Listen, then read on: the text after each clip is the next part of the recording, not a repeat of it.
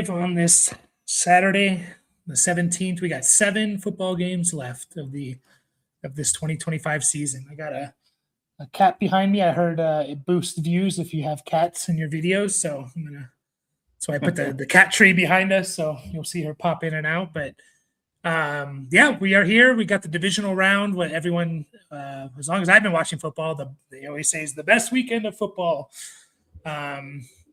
Which is generally true. Normally, you get the best 8 teams here, and I would say that's probably true this year. I mean, in terms of the playoff teams that lost last week, I think the better teams won in basically those games. I don't know. There's a couple it was hard to pick games: Bears, Packers, Eagles, 49ers, and stuff. But should be a fun weekend of games, and we'll get to our predictions later. Maybe I was actually thinking maybe we can go in on we try and do a touchdown for each team parlay or something. Throw $5 on it each or something if you're down. But so 8 guys.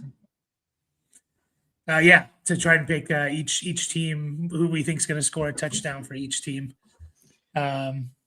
Because 8, if you get 8 right, that's a pretty good payout, right? Even if you pick the obvious. I don't even know if it'll let you go that high, honestly. Oh, really? I think, sleeper anyways, it maxes out at 1,000x or something like that. That'll be okay. That'll be really high. Yeah. Just because it compounds, But they do have the protected picks. I put one in actually already. It's funny, I guess we're thinking along the same lines. But I put one in for I kind of doubled up on a couple of teams. I put Tongus and McCaffrey in, and Kyron and Devontae Adams. For touchdowns? Yeah, for touchdowns. But this is one where you don't have to hit all. Oh, and I have DJ Moore also. So there's kind of some of the things already. I'm trying to see how I can see. I don't know. I think it still pays out at 3 of 5. You get some of your money back. Or actually, maybe you get a little bit more. I don't remember exactly. You might make a little less, but you get most of it back. And 4 out of 5 pays decently, and 5 out of 5 is 25x basically. So plus 2,500. Yeah. Mr. Brand here, and it's Brando, right? You're Brando in our home leagues, right? Again, terrible at remembering all the different names on all the different platforms, but I think it's you. I go Seahawks, and Seahawks. There's only 2 teams that I really don't want to win the Super Bowl.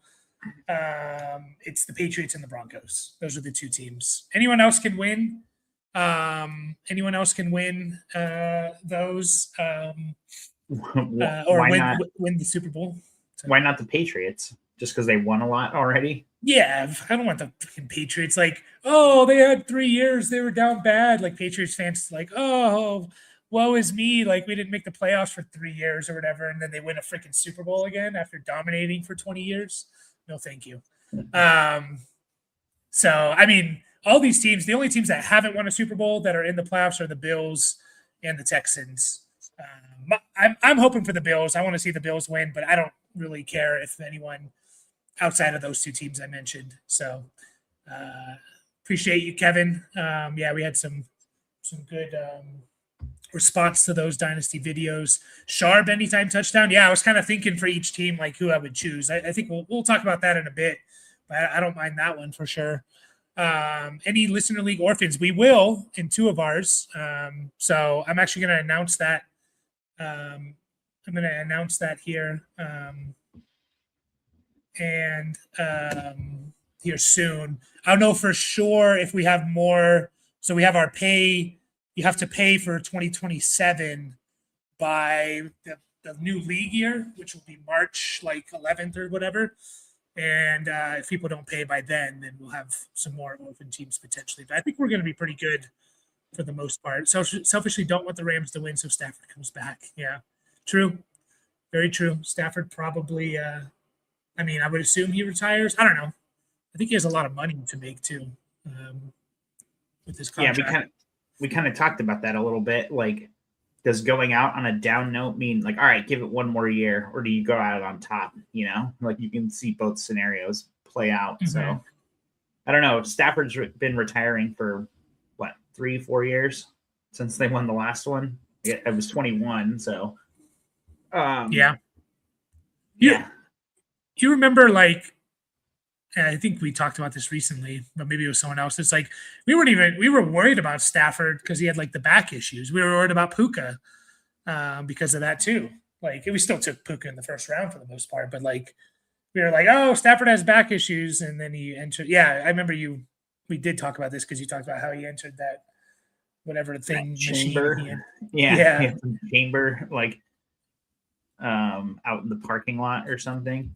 Yeah, I mean, those are all genuine concerns. That's why Stafford went basically undrafted, and Puka, I think he started slipping into the early second, but he was still in that like 8 through 16 range for sure, like guaranteed.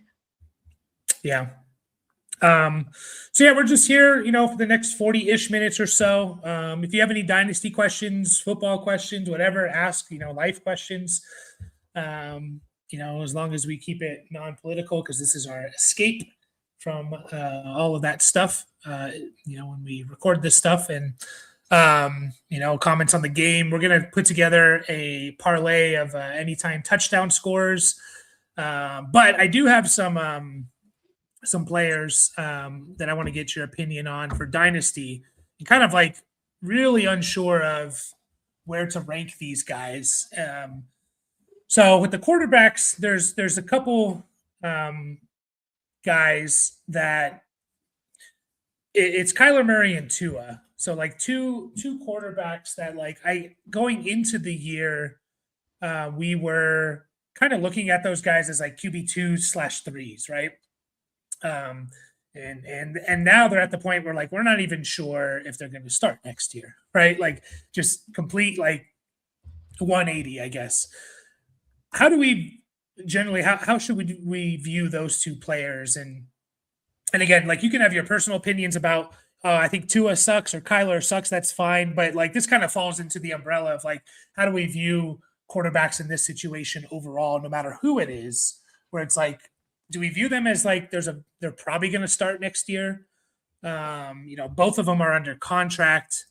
I know they've talked about trading Kyler. I think the Tua trade will be a lot harder. Like a Tua trade would be a lot harder. Both those teams don't even have coaches right now.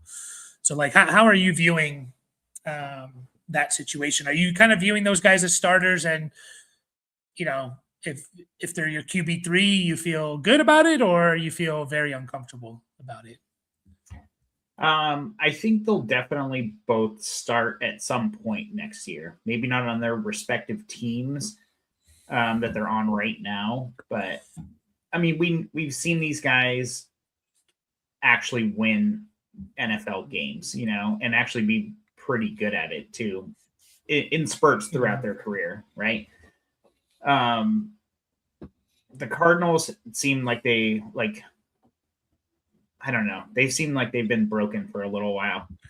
They need to figure something out. I mean, even looking at drafting Marvin Harrison and like not really using him in the ways we kind of think they should, to being like heavily reliant on an aging running back to basically run the offense. Not that those are necessarily bad things, but it's just not working, So Kyler can still play. He had a lot of close games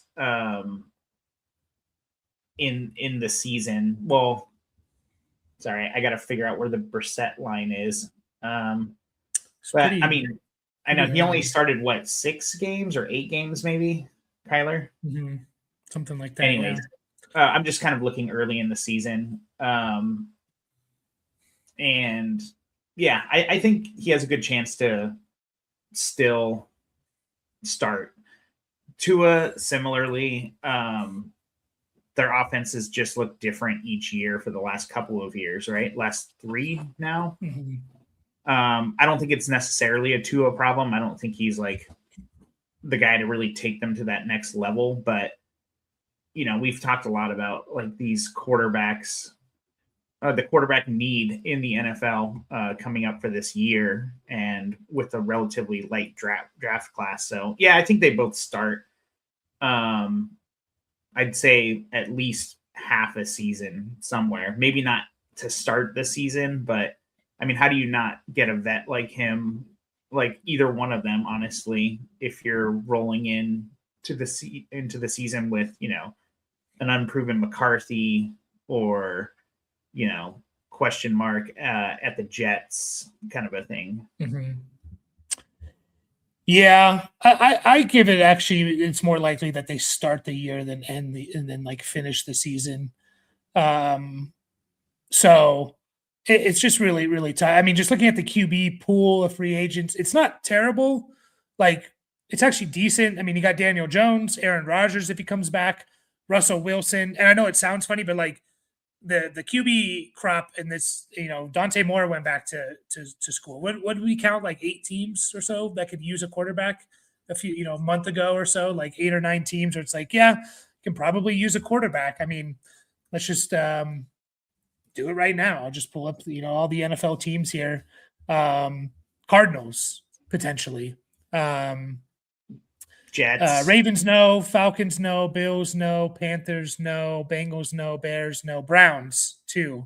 Cowboys, no. Broncos, Lions, Texans, Packers, Colts, 3. Rams, Jags, Vikings. You can make an argument they are going to bring someone in. That's 4. Chiefs, Saints, Raiders, 5. We're probably going to draft Mendoza, but, maybe he goes back to school. Dolphins, 6. Jets, 7, you mentioned. Steelers, 8. So you got 8 teams there. And there's maybe 2 first-round picks at the quarterback position. Like 1 for sure if he comes out of Mendoza, and then maybe Ty Simpson. That could change. But so free agents, you got Daniel Jones, Aaron Rodgers, Russell Wilson, Marcus Mariota, Zach Wilson, Tyrod Taylor, Flacco, Pickett. Like, it's not a terrible crop of guys, right? Like guys that you could see being at least competition for some of these players, right? Yeah, for sure. So and they're going to be too. Malik Willis. Yeah, I mean those top, or 2 out of those top 3 guys are the ones I'd be the most interested in, or not interested, but you said Aaron Rodgers. If he comes back, and there was 2 other guys you mentioned. I think one was Daniel Jones. Daniel Jones, I'd say Daniel Jones, Rodgers, Russ, Mariota are intriguing. Zach Wilson, Tyrod Taylor, Flacco, like all those guys are intriguing. I mean, Malik Willis is intriguing to me. Yeah, definitely in Dynasty for sure. Like these guys need to be. I mean, they're already rostered, right? Yeah.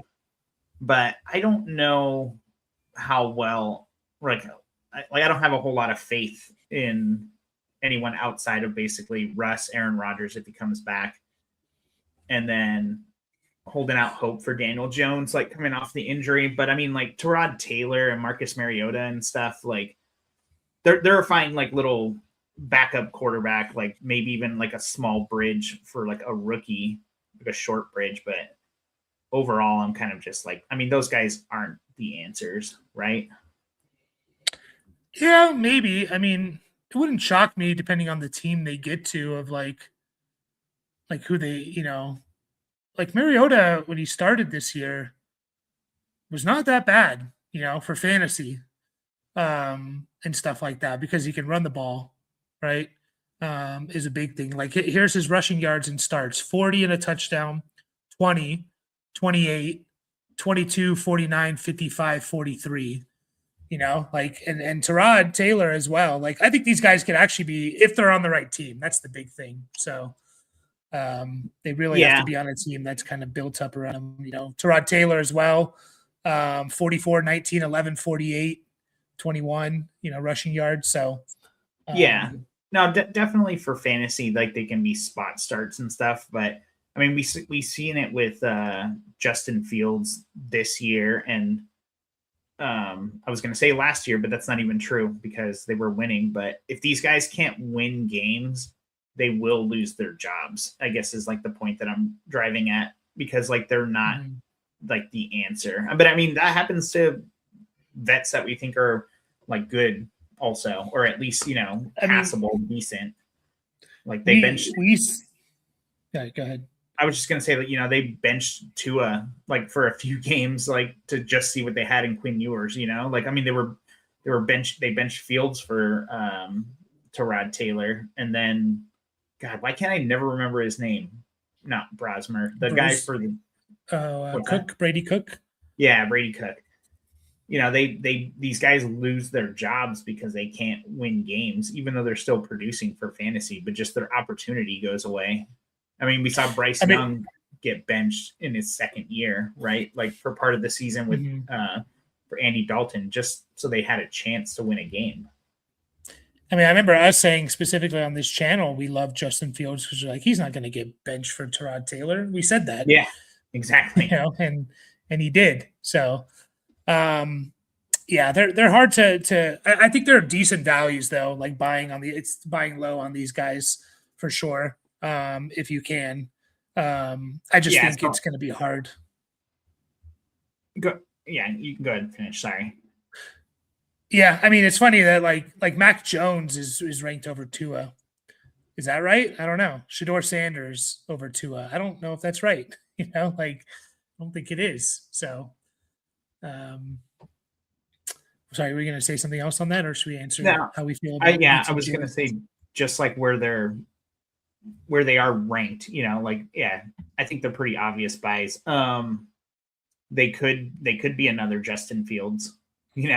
Without the upside. Like Kyler could get there. We've seen him kind of do it, not necessarily to that same ceiling. But when he's allowed to run a little bit and when he's got a number one guy, he can be really good. He can make really impressive throws and everything like that. But yeah, for these guys to be QB 27 for Kyler and QB 30 for Tua, like I think you should explore trying to get them for sure. I mean, I was all in on Justin Fields this last year. Like, I think I got him on 3 of my teams or something. One of them I even traded for him. I traded basically the 201 for him in the preseason. That was a steal, Yeah. Might not be so good now. But I mean, he helped me win games to get going. So yeah, absolutely. So how do we feel about BTJ?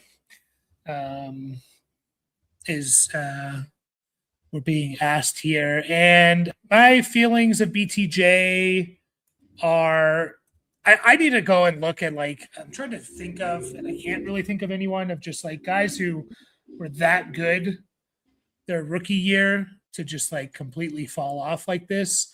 I will say this, and we kind of ignored and overlooked this a little bit. BTJ, a lot of his production came in 6 games. And I feel like we kind of ignored that a little bit. Yeah, I remember bringing that up a lot and people talking about that part. But you go look at weeks 11 to 17, which I guess would be, 7, even the last 4 games of the year. So on the season, he had 87 catches. His last 4 games, he had 33 of them. He had 1,282 yards. Last 4 games, he had 400 of them. 4 touchdowns in those 4 games. He had 10 on the season. So he was a huge percent of his production came in 4 games. And we kind of ignored that a little bit because it was BTJ and he was awesome and he was a first-round pick. I think he's you're saying if I heard those numbers correctly. Sorry, I was looking stuff up while you said it. About a third of his production came in 4 games, essentially. Yeah, so 33 catches. He had 87 on the year. So that's over a third, right? That's 40%. 431 yards. He had 1,282 on the season. So roughly a third. Yeah. And then 4 touchdowns and he had 10 on the year. So 40%. Yeah. So, I mean, I don't think that's too egregious necessarily, because I mean, 4 games is a quarter of fantasy football, essentially. It's actually a little bit less, so maybe I'm just skewing the numbers in my head a little to like make it sound good. But I mean, he had good games before those. Like he had little spurts for sure, and then he kind of disappeared a little bit just here and there, like all wide receivers do. But I think he garnered a lot of attention with those that last bit, and it was kind of like, well, how good is he going to be the following year? And it was kind of just like the sky's the limit. And part of that is like, you think about like we did the opposite and we totally missed on Amon-Ra St. Brown, right? Like he did something similar his rookie year. He got really, really hot towards the end. And that's kind of what we should expect from a lot of rookies.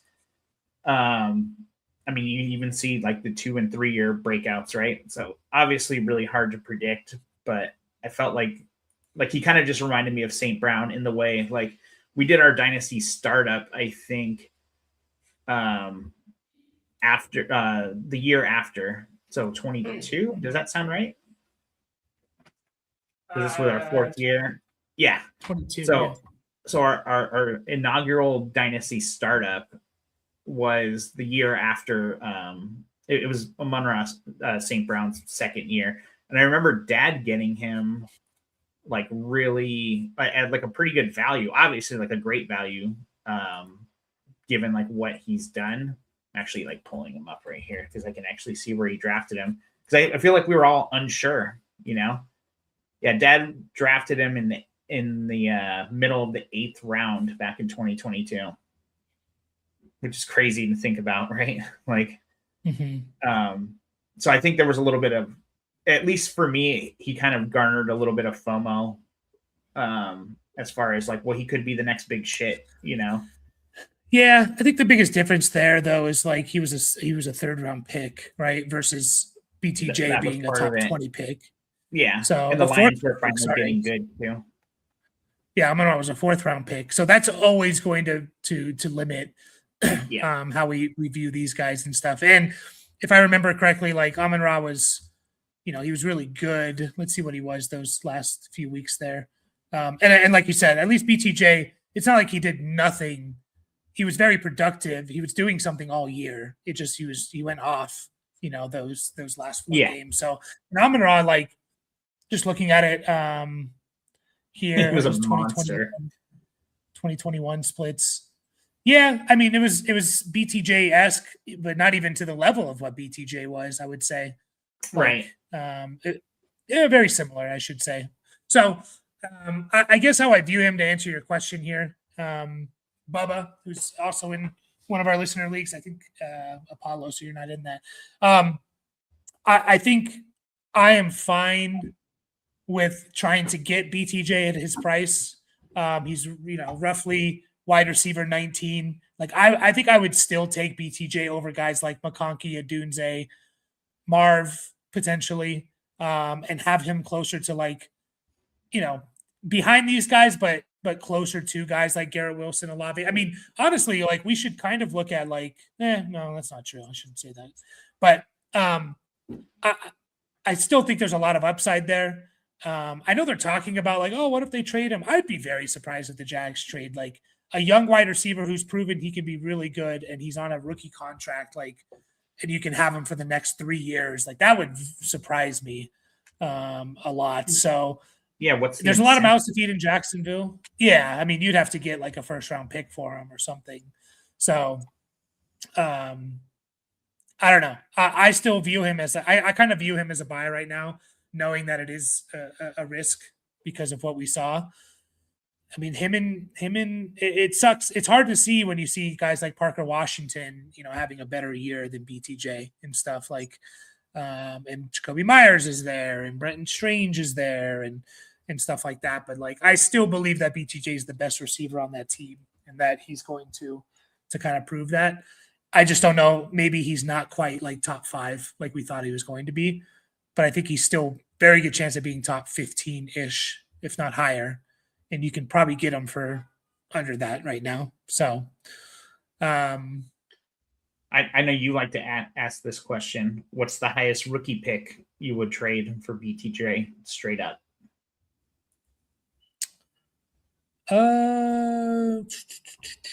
Right now, let's see. Let me think here. 1, 2, 3, 4. Right around the 106.7. Okay. Because right now I'm thinking one quarterback, like the top 5 is going to be in whatever order: Jeremiah Love, Fernando Mendoza, Carnell Tate, who a lot of people are mocking as a top 5 or 10 pick, Jordan Tyson, wide receiver, both those guys wide receivers, projecting him as also a top 10 pick. Mekhi Lemon, who's also projected as a first round pick, top 15-ish pick. So those 5 guys I probably would just take over BTJ at this point, depending on where they go and stuff. And then it gets a little iffy. So, yeah, at that point it gets a little iffy on who I would take. Yeah. So right around the 106-ish. That could change as we like get the NFL draft and hype on guys and stuff like that. So Burrito Master could be a contender next season, but need a running back. Have the 108, 112, any 1 or 2 players you target with those picks. So Burrito Master, hopefully you're still here. Yeah, so like I just said, again, I think the top 5 is probably those 5 guys I just listed. So only Jeremiah Love is the running back there who you're not getting at the 108. You have a chance. To me, like, this draft is really gonna it's gonna make or break it on guys like Ty Simpson, quarterback Alabama, if he goes first round. And then there's 2 running backs I really like in Jonah Coleman and Jadarian Price. If they get really good second round, third round landing spots, they could be there. One of those guys could be there at the 108. Beyond that, it's tough to know for sure. Burrito Master, the 112 is like, to me right now, I can really only envision like the top 8 to 10 picks. And after that, it's very up in the air. So I do think in those top 8 to 10, there's going to be 3 running backs. Again, Jeremiah Love, who you're not getting, Jonah Coleman, who, depending on where he goes, might be hard to get at the 108, and then Jadarian Price. But someone could enter that conversation. I would toss around Burrito, like, you're a contender, could be a contender. I don't love the end of this first round. Players to trade with those picks. Okay. So we'll get to that in a second. But I don't mind packaging those 2 players and trying to get into like the top 5. I know you said you need a running back, so the only running back you're getting is at the 101. In terms of like trading up and stuff. Veteran running backs, I mean, obviously like the studs, Bijan, Gibbs, Achane, Genty, Hampton, like Jonathan Taylor, James Cook, probably Travion. Like, I don't think you're getting these guys. If you can get any of those guys for both those picks, like, that's easy for me. Quinshon Judkins. What would you do? Do you think you would trade a couple first for Bucky? Or do you think you're not? So I was actually going to bring him up. And Kyron and ETN. And there was one more I had in my head. But not necessarily for both those picks, but yeah, with Bucky. Oh, Chase Brown was the other one. I think a lot of these guys, well, let's go with Chase Brown and ETN, especially if before we even know where he's going, because his value could go up, but it probably won't too much. But I think those guys are good targets because people kind of want them off their team, and they're kind of more or less getting the re-roll, right? Chase Brown was obviously taken a lot later. ETN would have been quite a bit higher than what those picks are, but that was years ago too. So I think those guys are decent targets. I'd love to get Kyron. You can test the waters to see if you can get him for that 108. But I would definitely do that. But to throw in both, I'd need another little, at least something. Yeah. Yeah. So running backs, I would be comfortable trading the 108 for. Again, obviously the top, basically 10 guys, even McCaffrey, I'd be okay with it if you truly believe you're a contender. It's a little bit risky to do it in April, which you're going to have to, or before. But if you truly believe you're a contender, I don't mind doing it for McCaffrey. Bucky Irving, Brees Hall, I would do it for. Chase Brown. Saquon's another one of those. Be sure you're a contender. Then we start getting, Kyron, I would do it for. Josh Jacobs, I would do it for. ETN, probably. Would like to know where he's at, but you're not probably, you might not have that luxury. It's interesting with guys like Scadaboo and Harvey. So, again, if we just kind of think of this draft as Jeremiah Love, Fernando Mendoza, the three receivers I mentioned in Tate, Tyson, and Lemon. And then we're kind of up in the air. We got Kenyon Sadiq, tight end for Oregon, probably going to be in there if it's tight end premium. I don't know if this is super flex, Burrito. I guess we should have asked you that. Is this super flex and or tight end premium?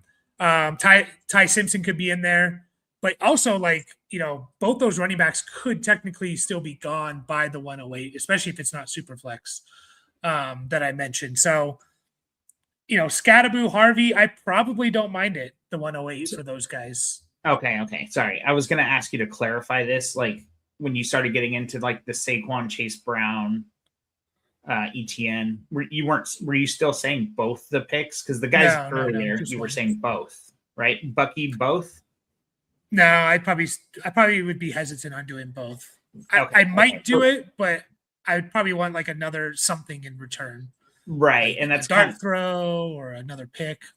That's kind of where I was too when you get down to the ETN, Josh Jacobs. I'm just kind of reading through the list.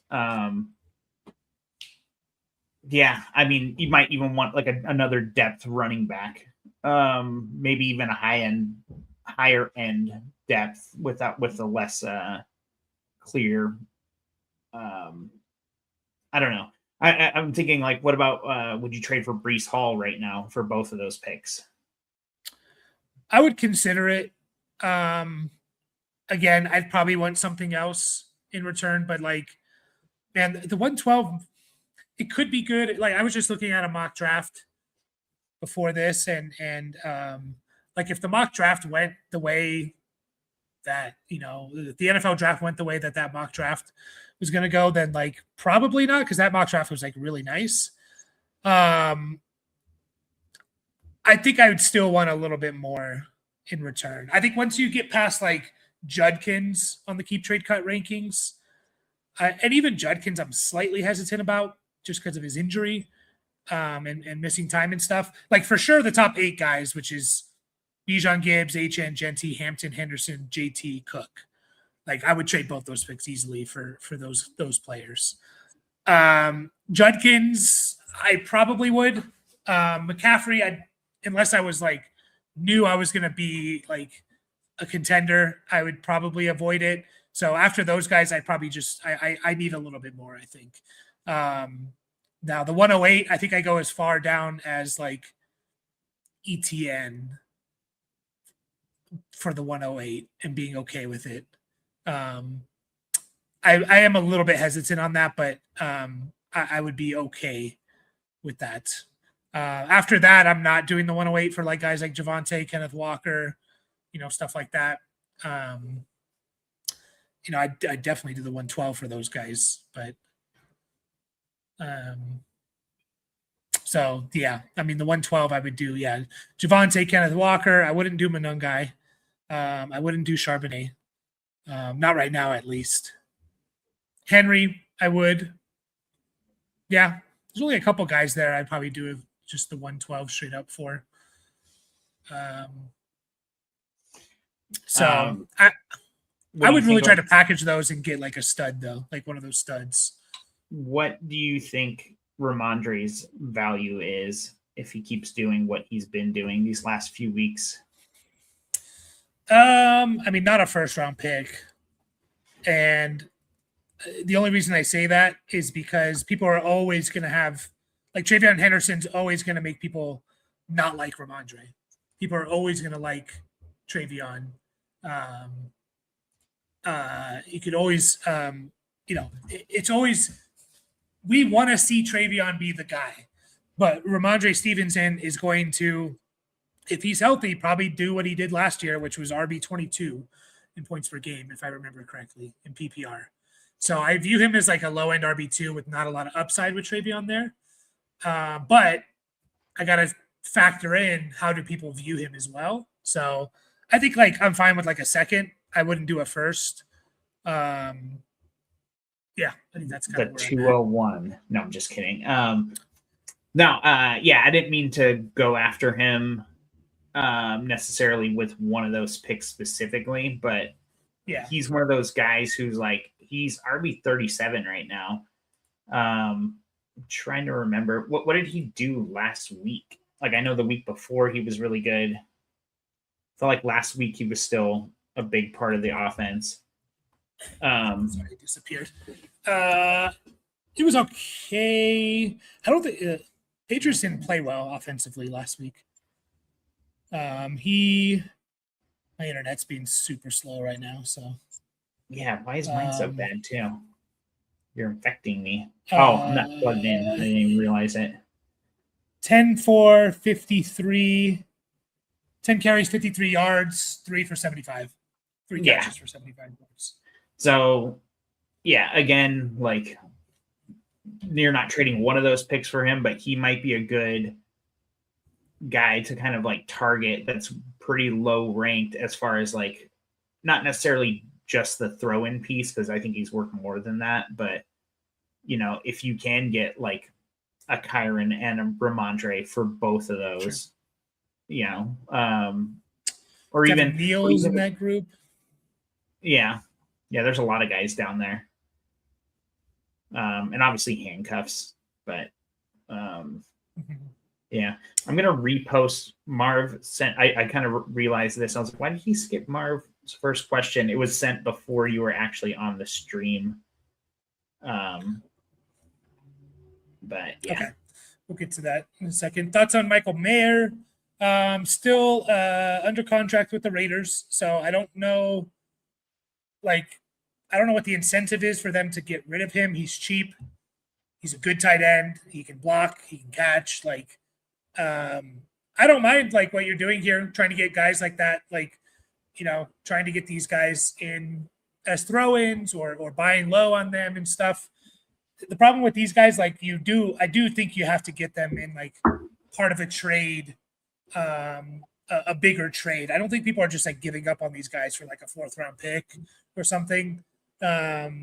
So yeah, I like the idea of trying to get him. I don't know what Mayer is going to do this year. I mean, he kind of has to be on another team, in my opinion, to do something this year, or Brock Bowers gets hurt.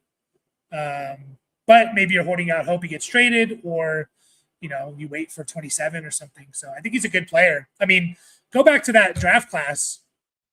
That was the Kincaid, Laporta. It was a good draft class for tight ends. I mean, Brent Strange was in there. That was the 2022 NFL draft, I believe, or 23. Mayer was kind of like, is he the best tight end? I think it was 23 actually.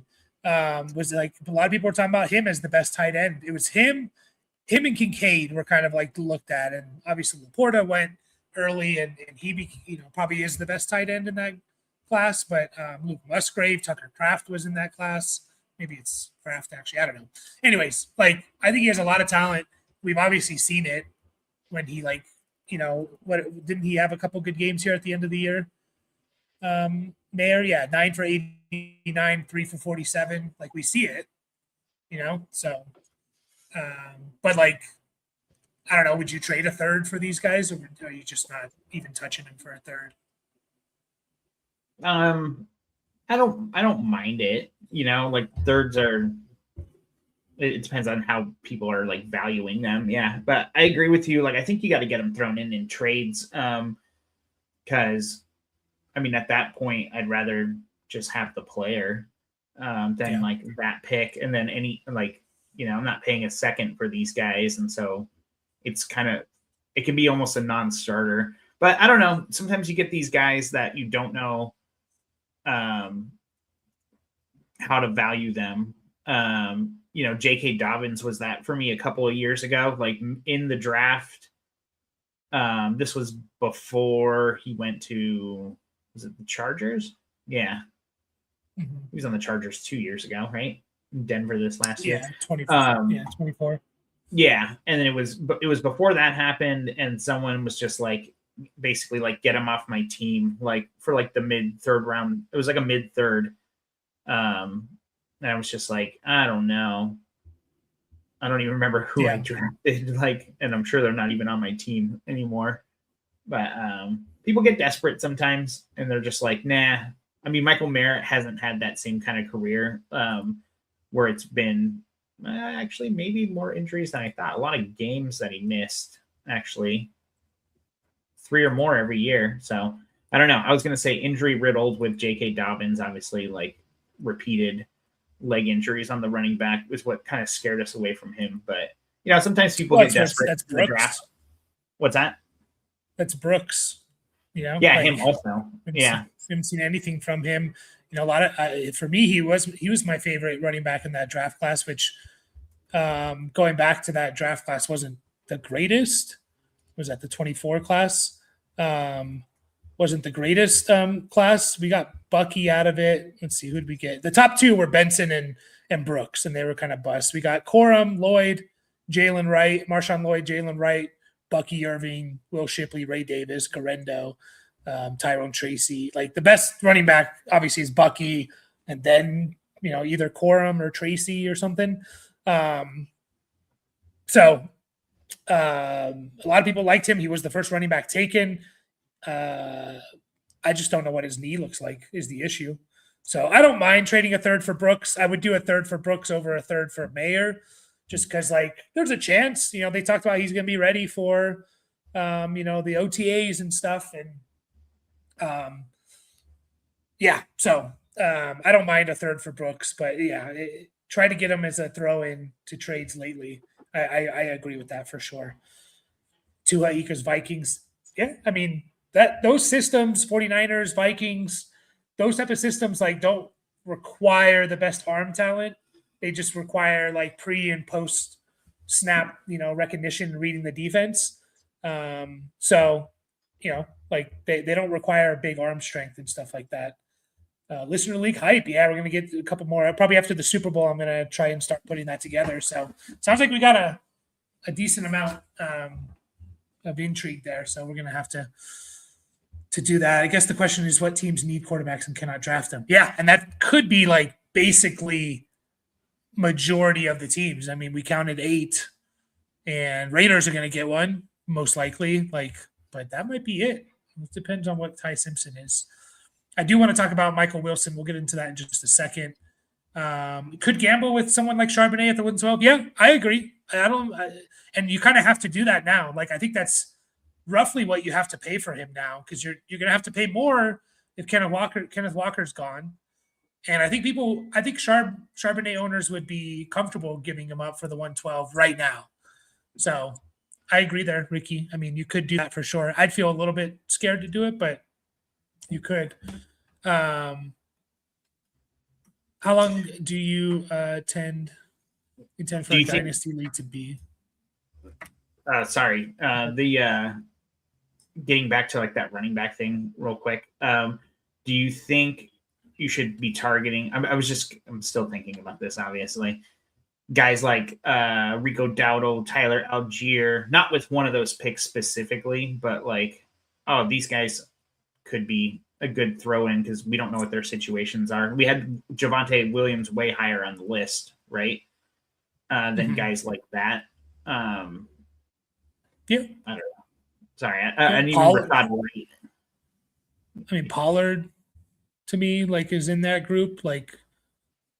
Pollard once again had 1,200 total yards this year, rushed for 1,000 yards, and it was kind of quiet there, but should be on a better offense. Almost 1,300 total. Go look at Tony Pollard. We loved him in 22, right? And we were super excited for him. He hasn't really changed in terms of his output the last 3 years. It's just the touchdowns aren't there, right? His 2022 season, he had 1,378 total yards, 39 catches. 2023, 1,316 total yards, 55 catches. 2024, 1,317 total yards, 41 catches. Last year, 1,288, 33 catches. They're all within 100 yards of each other. They're all relative, average out. His catches are right around 40-ish or something. It's just he didn't have 12 touchdowns. Could be on a good team next year. Could Pollard be good? I don't know. He's another one. We'll talk about him more though. In the off season, it is the off season. Well, kind of. It's not technically, but how long should you intend for a dynasty league to be? Orphan teams with no QB this year, and the 103 look to be struggling. Ty Simpson may be a desperate play in Superflex. Yeah, for Ty Simpson to go at the 103, he's going to have to be like a top 5 pick, in my opinion. Like the Jets are going to have to take him, or the Cardinals, or the Browns, 6th overall. Like, I don't think you can, even if he goes to the, I see him mocked to the Steelers a lot at 21. Even if he goes there, I think he's not going to, I think the 103 would be, I mean, you should be looking to trade back. So, and maybe get him at the 106. Get some pieces the Steelers there. At 21. Is this Kenny Pickett all over again? Yeah, right. But you should intend for dynasty leagues to theoretically go forever, right? Like when you start them, like that's how I play anyways. It's like, this is not going to end in 2 years or something. So yeah, for sure. And one way to safeguard that is like what we do. Marv, you know this. Well, wait, which league is Marv in? Well, I guess it doesn't matter. He was in our redraft league. Oh, was it only redraft? Yeah. Okay. Yeah, so it does matter then. So one way to kind of circumvent that, Marv, is make everyone pay 2 years up front, whether or not they're trading picks, just so you basically have a 1 year buffer. It's almost like a deposit on the league, right? And then, like Mike mentioned at the top of the show,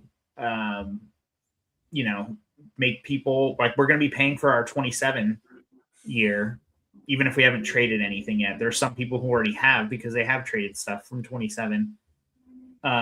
So we always try and stay a year ahead. So 2 years up front. So basically the team's covered for an extra year, regardless of any pick trading. And that makes it a lot easier pill to swallow for people who have like terrible teams like you're suggesting here, with no quarterbacks and not a whole lot coming in. There's always moves to be made for sure, but I mean, you can always just kind of push everything to 27. If you have an orphan team, you should be set up in the way that the player that's taking over that orphan team does not need to pay for the coming season. That's how I view it. That's the way to run a dynasty league. You don't want to give someone an orphan team like, oh, but you got to pay for this year. It's like, well, I'm just going to go do a startup then. I'll use that money. So they have to get it at least a year free, maybe more. Every time someone trades a pick from, we have our boy Sniper in Poseidon, he's paid through 2028. If he, for whatever reason, didn't want to play anymore, well, someone's getting a team with 3 years free, like they don't have to pay in for 3 years. So that's the only way to do it, unless you play with like really close friends and family, So, what do you think of Emmett Johnson as the number 2 running back? I would be a little bit nervous of having him as the number 2 guy. I don't love some of his like underlying stuff. I do love that he can catch his passes. I think he led Nebraska in catches. Nebraska is not a big, passing team, but he led them in catches and was like 4th in yards and touchdowns just receiving. I don't love some of his underlying numbers. His breakaway percentage, his forced missed tackle rate and stuff. I kind of have him as like, he could be like, I really like Coleman and Price, Jadarian Price. And then like Emmett Johnson's like in that group of guys is probably the next up. So mirrors Bucky and Kyron. Yeah, I liked Bucky a lot more as of right now than Emmett Johnson.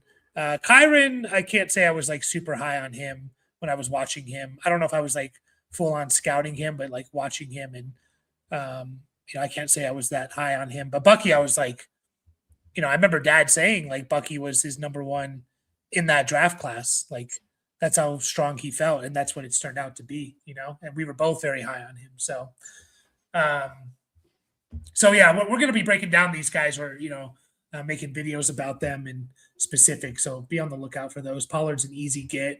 And he did suck all year to the last 4 weeks. I guess I don't necessarily blame it all on Pollard because like he's just been on bad teams the last 2 years since going to Tennessee. So I agree with you, Ricky. Like he wasn't that good until the fantasy playoffs, really, where he was awesome. And I don't know how many people were actually starting him at that point. But like I don't necessarily blame that on him. I think he could still be quite good if Tennessee turns things around here. Could Deshaun Watson be relevant? I guess. I've still got him in a few spots, that's for sure.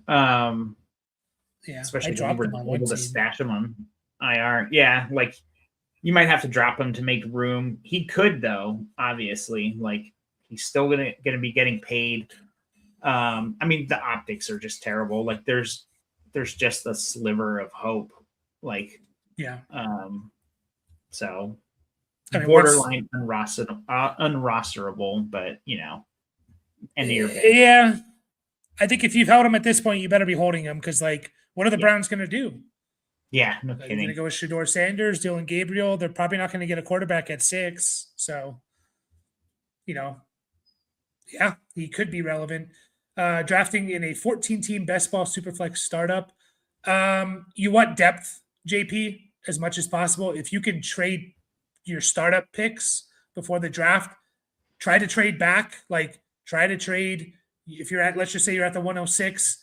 If someone wants to move up and you can get like the 112 and an extra second or third round pick or whatever it is, even a 4th round pick, because like 14 team, you need depth, and best ball, you just want a bunch of guys. Like a lot of times, like you make trades, like trading stud players. When you play in shallow leagues, 12 team lineup league where you start 8 or 9 guys, you just want the studs. Give me Jamar Chase and Bijan Robinson and Brock Bowers or McBride and Lamar, and I can win with those 4 guys because like it's 50% of my lineup or whatever. When you're doing best ball and when you're doing a 14 team, I don't know how many starters you have, but if you're starting like 9 or 10 or even more, you want depth, right? Because a lot of times like trading Jefferson for like or Jamar Chase for like 3 wide receiver 2s would be stupid in lineup is actually smart in best ball because those 3 wide receiver 2s on average are going to outscore Chase, one of those 3 or both of them or whatever. So it's about depth. So trying to trade back and diversifying these pieces into multiple pieces, I believe is the way to go. So join our Discord, by the way, guys. If you're not in already, you can ask questions. Like if you're in a slow draft there, JP, you can definitely post questions and we can answer them for you. Like who would you take or what moves would you make? Also, we're going to be starting listener leagues. So that's the place to get into if you want to join a listener league with us. Hopefully we're going to get 2 started up. So Possum's here. I believe this might be, this is the trade he posted in the Discord here. So 10 team, 2 QB. So not a super flex, it's a 2 QB. Would you trade Hurts for Bo Nix and Breece Hall? Is that enough of a plus for the tear down? Yes, I would do that. Yeah, it is enough. So I'm pretty comfortably doing that. So I mean, I think I'm actually a little lower on Bo Nix than I should be, kind of a thing. He'll be an interesting one to look at because I was getting a little worried about him in parts of the season, I guess. Like, but I mean, just the track record speaks for itself. I mean, he was better than Hurts this year and last year, just barely. Trying to think how skewed. I'm looking in our home dynasty league for their stats, but I mean, you can easily say like Bo Nix, like a couple years younger, like, which I don't really mind about quarterbacks when, the older one is only 27 years old. But you can definitely make the case, like you'd rather have Bo Nix. I mean, it's definitely Hurts straight up for me, but yeah, getting Brees Hall as the sweetener, like that's pretty fucking sweet. Yeah, I view how I view Bo Nix as a low end QB1. Like he'll be over the next several years, he'll fall between like QB8 and QB15 in points per game each year. And Hurts could be in that range. Hurts could obviously has more of a ceiling, but yeah, I like getting Brees Hall right now with the idea that like he goes to a better team or the Jets are just better. We'll see about that second one, but so yeah, I think that's a good one there. Don't sleep on Nick Singleton. Yeah, I agree. I agree. My only issue with Singleton, Penn State running back, is he was awesome last year, like 2024. He was great as a freshman, like very productive his first three. I feel like his last year, his senior year was his worst year. And I'm always a little bit concerned about that. Like, why was this your senior year, your worst year? Theoretically, it should be your best year. There could be other things. I need to watch more tape. And like, was it him, the offensive line, blah, blah, blah. But I just felt like he was like awesome as a freshman, a little bit down as a sophomore, but still good. Awesome as a junior, very down as a senior. And that always concerns me a little bit. So May, Lawrence, and Riley. Yeah, I mean, that gives you – yeah, I like that trade even more because you have like two studs. You have a stud in May, and yeah, I was gonna say I feel like you're starting May, and then you got to make the decision every week on Nix versus Lawrence, and yeah, you're gonna pick wrong half the time, but that's okay. Yeah. But yeah, Michael Wilson was another one. I don't know how to rank really. He's up there as wide receiver 30. I feel like that's appropriate for him. I was trying to think of I meant to actually look this up, and I will have to look this up for last time. By the way, before I forget, Kyle Pitts did get to 5 touchdowns. I saw that yesterday. I was like, oh, I need to bring that up. And that just popped in my head. So wait, next year, exactly yeah. So he has 1, 2, 3, 4, 5 his first 5 years in the NFL. So 6 touchdowns for Kyle Pitts incoming next year. Yeah. Make the future bet right now. Right? Over 5.5 touchdowns. And if you can do exactly 6, I'm sure that would pay out like a lot. Do it. I don't think you can do stuff like that. Vegas probably wouldn't even take that bet because it'd be like such crazy odds where they're like, no, we're not paying you $10,000 for a $1 bet or something. Yeah. So yeah, Michael Wilson. I was trying to think of have we seen a situation like this where a guy kind of does not much his first 2 years in the season and then explodes year 3? Obviously the first one that comes to mind is Nico Collins. Yeah. Sorry, real quick before we get into this, because we have been going for an hour. Start sending players that you guys think for the in the chat for the touchdown parlay. Just think about them while we're talking about these guys, because we start asking after we talk about this, we might go way too long. Anyway, sorry. So Nico Collins, Michael Wilson. I'm actually trying to Nico Collins. Got it. I'm trying to pull this up right now of receivers drafted in the first 3 rounds who had less than 1,200 yards combined their first 2 years. I can do all this. It just might take a little bit of time. Not a little bit of time, but I can enter all of this in. But so guys who just exploded, and Michael Wilson absolutely exploded. Won people leagues, was on pace for 1,700 yards or something. I don't know how to rank him at all. Because again, is he Nico Collins? Is he Corey Davis? Corey Davis was a top 5 pick, considered a bust.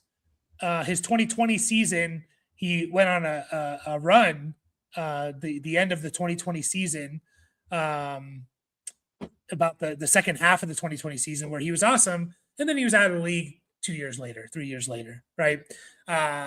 Quentin Johnston comes to mind a little bit, but he didn't obviously do it at the level of Michael Wilson. Jerry Jeudy comes to mind. Jerry Jeudy was awesome in 2024. Although Jeudy had he had a decent rookie year. He had a decent third year. He wasn't, Michael Wilson was not even talked about for fantasy and starting and stuff like that. So, but Jerry Judy was awesome, and then we saw him. So, like, how do you view this? Do you kind of view him perfectly as like, but okay, I guess my question is he more likely to be a top 20 guy, not even in the like top 40 or right around wide receiver 30? Like, where is he most likely going to land, in your opinion? Sorry, you said between wide receiver 30 and what? So, like, is he more likely to be kind of where he's ranked now, which is wide receiver Oh, 30, I believe, or move up. or so what's three things here? Most likely to be wide receiver 30, like a top 20 guy, or not even in like the top 40. Like, what's the most likely scenario for Michael Wilson? I think he has a decent chance to stay where he is. But I could also see him falling pretty hard. I don't know if he's gonna like climb above some of these other guys that are directly above him. I mean, you could definitely make the case here and there. But I totally thought you were gonna bring up I feel like Devontae Adams is always like the guy that everyone points to. It's like, well, he didn't really do much, and then he just became Devontae Adams, you know. Mm-hmm. So yeah, the Nico comparison's pretty interesting. Who was it? Davis Mills, the quarterback in 2021 and his rookie year. I believe so. Yeah. And yeah, it looks like he played like 2/3 of the games. Yeah, I don't know. We saw good flashes, I guess, of Nico, especially in his second year, you know, which was, you know, shut down with injuries, I guess. But yeah, we never anticipated him being as good as he was with Stroud in his rookie year. So yeah, like I don't really see him moving up too much. It's always playing the market too, right? Like, because if you look at some of the vets that are behind him, it's like you'd rather be starting those guys in season, right? So things are starting to push more towards future prospect as opposed to like DK Metcalf and Devontae Adams being behind him, Jacoby Myers, Cortland Sutton, like all these guys are behind him right now. So, all right. So I put this criteria of you had to been, this is since 2015, you had to have been first, second, or third round pick. You had less than 1,200 total yards your first two seasons, but at least 500 just to filter out like the total busts. And like, yeah, so there's basically been 60 guys since then. And just kind of quickly looking through this list, I mean, Christian Watson, Worthy, I think kind of jury's still out a little bit there, but like Deebo Samuel is someone that was on that list who broke out kind of year 3, like really broke out. DJ Shark, I guess, like had that 1 year where he did that. Mike Williams for the Chargers, like to me, that's like a good comparison of like if he can be Mike Williams, which is like kind of a wide receiver 2 at times, like wide receiver 3. I'm trying to look at anyone else. Like I'm just throwing out guys that like did well, like after, you know, their first couple of seasons. Nico Collins, we already talked about. Like that's Wandale, I guess. Yeah, I mean, I should throw Wandale in there. Like that's kind of it. Like, there was what 3 or 4 guys there out of the 60. Yeah, it's definitely possible.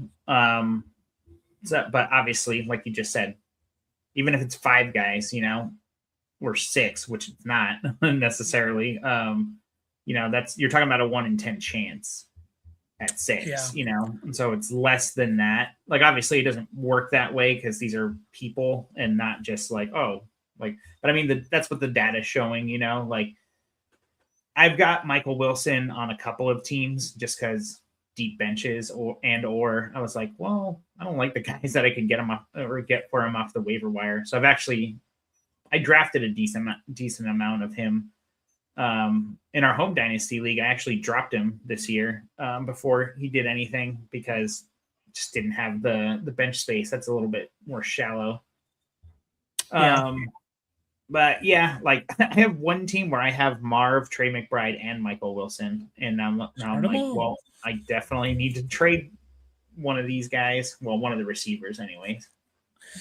Yeah, it also makes it hard because we don't know who the coach or the quarterback's going to be either. So, right, yeah, I don't mind taking a shot on him in some leagues, but as like better than wide receiver 30. But I do think it's pretty risky there. Yeah, so. It was a huge jump, right? Like he basically doubled all his numbers. He didn't quite double his catches. I mean, his targets went up by what is that? Like 80% or something, 75%. Like he went from 71 targets in 24. So it was 58, 71, and 126. Right. So obviously, like 126 isn't a crazy amount. Like it's not, what we see from like the number one guys. That's a really healthy amount though. Right. But I think I don't think you view, when we're talking about Michael Wilson though, I think you view him as like what he did the last 7 games, which was 187 target, 119 catches, 1,650 yards, 13 touchdown pace. Like that's how we have to look at Michael Wilson on whether or not you're going to be in on him. Obviously, he's not going to do that. Like that's going to be, I don't think that's what we're saying he's going to be. But like, I think we have to view him in that like scope of like, not a lot of guys could do that production for 8 games even. Like we're not talking about 4 games, we're talking about 8. So and then the argument of like, well, you didn't do it when Marv was there, but also we noted like the couple of times that Marv and Brissett and Michael Wilson were all there, it wasn't like Marv was doing well. Like wasn't Marv keeping it, or was it just like a down game for him? Because Marv never did well in those games, like, and he still got a decent amount of targets, but so Marv is next year's Michael Wilson. Marv is next year's Michael Wilson.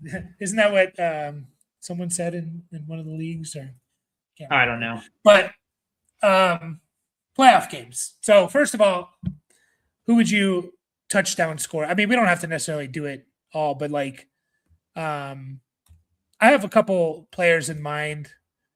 Like, who would you pick on the Broncos to score a touchdown? I guess. Harvey. I think I would go Harvey as well. Sorry, why can't I search this shit? Okay. So let's see how many of these we can get in here. Are you not letting me bet on Harvey?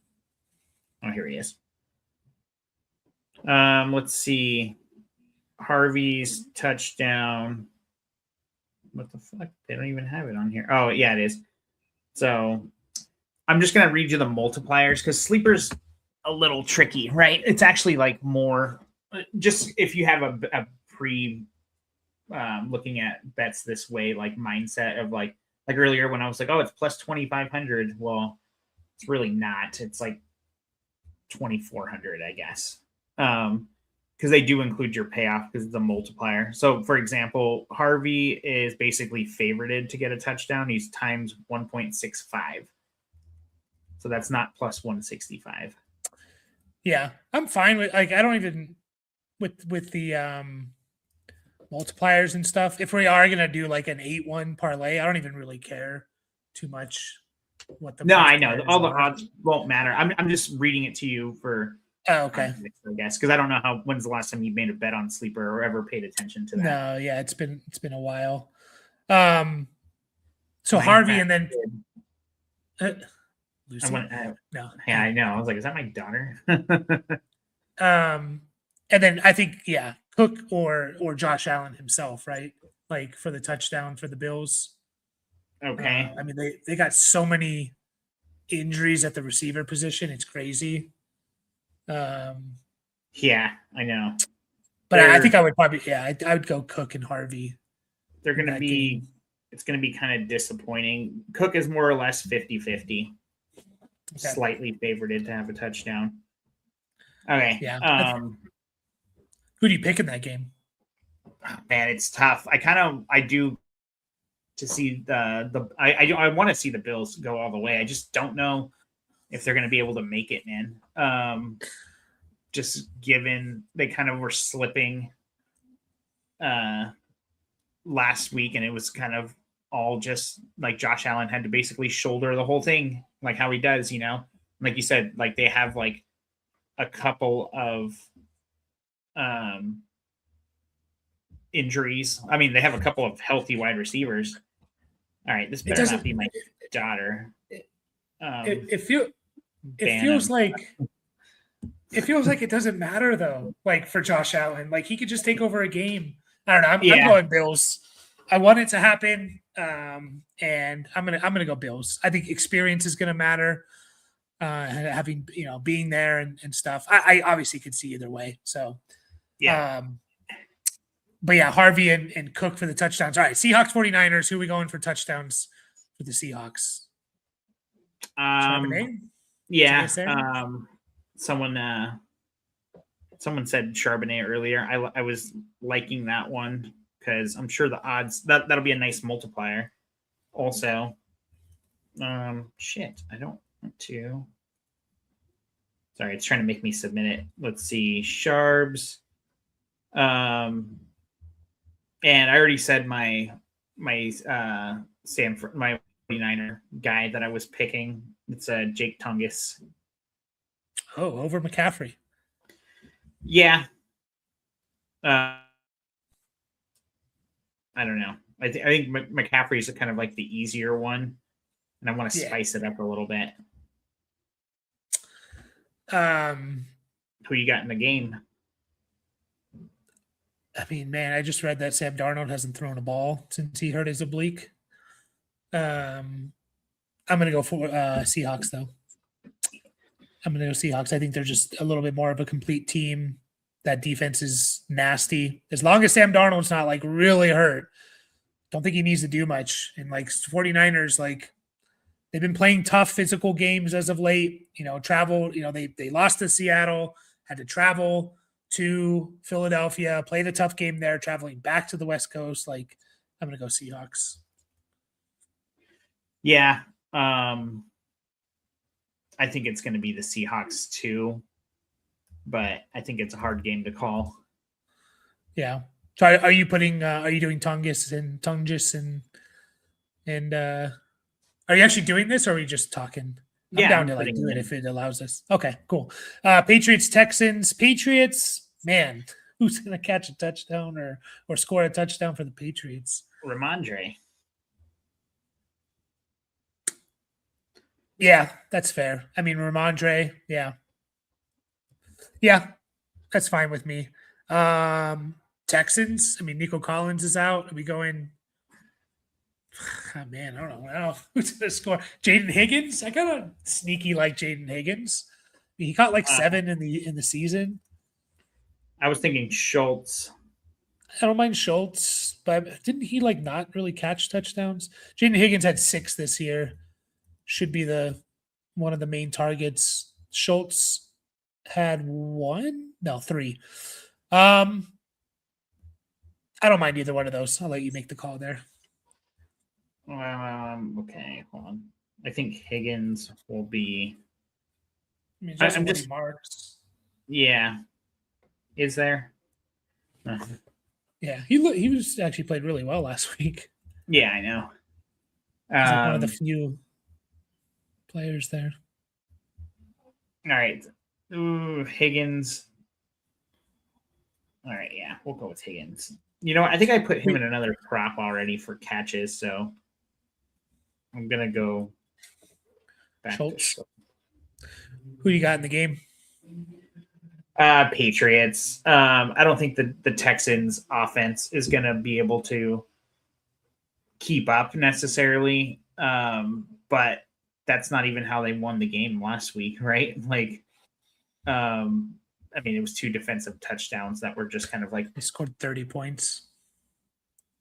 Who did? It was just Texans. Oh. It's crazy to think like, oh yeah, shit, they scored 30 points. But yeah, you're right. I mean, offensively, they didn't play well. I'm gonna go Texans, man. I think they have the best. I know we had this debate before. I think Texans have the best defense, and I think they're gonna put Drake May in a little bit in a blender a bit and and just, yeah. And this is not, damn it, like, you need to do it the right way. Patriots, you need to suffer a little bit. No, I'm just kidding. But I'm gonna go. Looking like a true Charger. I'm gonna go Texans, and then we got Bears and Rams. Should be a really fun game. I mean, you're gonna go Devontae Adams for the Rams? Yeah, Devontae Adams is a good one. Kyron. Yeah, Kyron's the other one. I don't know. Who are you leaning there? I would probably go Kyron, but I'm fine with, honestly, I'm fine with Adams, Puka, or Kyron. So it could be a high scoring game. They can all score. So, right. Let's see. Kyron has the better odds. Devontae Adams is slightly favorited. It's basically 50-50. It is supposed to be like really damn cold. I don't know what the wind's going to be like, but it could favor. I mean, these are two of like the best like rushing teams in a while. It's tomorrow. It says a low of 6. They play at night, so I think I would just lean Kyron. So Parkinson's another good one too. I think I mean all those guys could score for the Rams. Yeah, easily. I think I'm just going to go with. I'm the only one here. No, you're not. And for the Bears, kind of like Loveland. Yeah. Kind of like Loveland. Let's see. Colston Loveland. Okay, so let's see. Loveland, real quick. Loveland has had 38 targets the last 3 weeks. They're targeting the hell out of them. Only 2 touchdowns, but let's see. Kind of like Loveland. 4+ NFL only boosts your pick. Oh yeah. Okay, so I'm gonna put the 19% boost on there. Okay, so I called it a protected pick before, but this is actually it's different. It's called a flex pick. Okay. So we have 8 guys, right? I'll just read them back, one from each game. It's Harvey, Cook, Charbonnet, Tongus, Ramondre, Schultz, Kyron, Loveland. So if we don't protect the pick, it's basically I don't even know if it'll allow us to make this bet, but for $10 would win you 7,400. So I don't think they're going to let you make that bet. But the other version of it is, so it's basically like a ladder. You need to get at least 6 of those guys to score, and you'll basically double your money. Just double? Yeah. God damn it. Can you hear that? Yeah. So loud. Hold on a sec. Yeah, no worries. I'll answer this question, JP. The 101, you took Drake May. I'm not going to argue against that. I will say this. It feels a little. I'm always going to lean towards rushing quarterbacks. I know Drake May can run the ball. I don't know if I consider him a rushing quarterback. I had this whole argument. I don't want to say argument, but like conversation with listeners and just discussion of like with Bo Nix last year. Like, was Bo Nix is he considered a rushing quarterback? My argument was that he's not considered a rushing quarterback because he had like 7 games where he rushed for less than like 12 yards. I don't consider Drake May a rushing quarterback. I consider him a guy that could have a big rushing game, but he also had 1, 2, 3, 4, 5, 6 games of less than 15 yards rushing this year. 6 of his 18 games, if you count the playoff. And so I always lean towards rushing quarterbacks. Again, I'm not going to argue against taking May at the 101. I'm still going to go Josh Allen. It does feel a little bit Justin Herbert-esque, where Herbert, after his second year, was being taken as like a top 3 quarterback, and some people were taking him at the 101. And look where he's going now, right? So I still lean Josh Allen, and I think I still lean Lamar as well over May. But I'm not going to argue. I'm not going to say like you were wrong to take May. So, wasn't able to trade back. Yeah, sucks. Nico isn't playing, rooting for the Bears. Yeah, I'd like to see the Bears. Ben Johnson's a little bit of a psychopath. So is Sean McVay, though. They're both psychopaths. Go ahead. All right. So the flex pick, it's basically double your money if you get 6 out of 8 correct. It could be any 6. If you get 7, you're basically plus 1,100. And if you get all 8, it basically like cuts the payout in more than half. You're basically getting 40%. So it's it'll pay $2,500 for a $10 bet. I just don't like wait, so if we get 6 out of 8, we're only getting like 20 if we put 10 on it? Yeah. It's actually like $18 or something like that.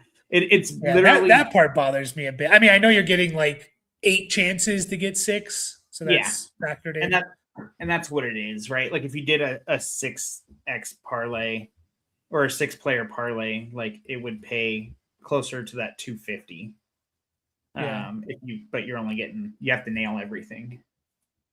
Yeah. All right. Is that what you're gonna do then? I don't know. Is that what you want me to do? Yeah, it's fine. I'm fine either way. It's not enough. It's $5 each or $10 each. So let's see if it let me. Oh, with the boost, 8 out of 8 will pay $3,000. Yeah, let's do it. I don't know. It's up to you. I'm a little. The only one I'm like super nervous about is tongue just over McCaffrey, but yeah, that more than double the payout. I think if we would have taken McCaffrey, it would have paid like $1,500 or something. That's not enough. Yeah. When did Tunja start? Technically, he has only 2 games as a starter.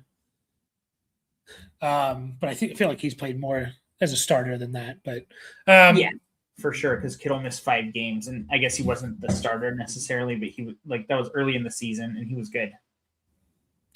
Yeah, and to get the little game start asterisk, and it's literally are you out there on the first snap or not? So like it doesn't technically mean you were the starter or weren't the starter. So I'm just looking at games that he started. So what did Kittle miss? Week 3, 4? No, 2 through 3, 4, 5. 6. 2 through 6. He only played a quarter of the snaps in the first game, and so 2 through so. The only reason I mentioned the first game is because he got a touchdown in that first game, and he got 1 in week 4 and 1 in week 5. Also, so 3 of the 6 games essentially, or half of them.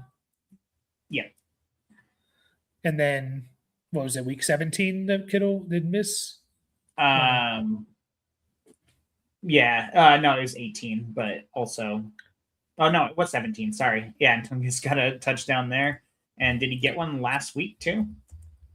No. Oh, come on. Oh, yeah. He did not. So 4, basically half. Yep.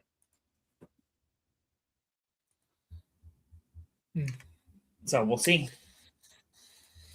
We will see. But we are going to finish up there. We'll be live again Wednesday night. So enjoy the games this weekend. We're going to do a team review for our friend John, the Garlic Bread. So if you want to join us for that, also if you want your team reviewed, like JP, if you want us, to review your team or even help you during the draft, we could do that. There is a cost to it, but we can help you there. Only one room to keep. We'll finish off with this. Which deal / keep? Besh, DK, Isaiah Davis.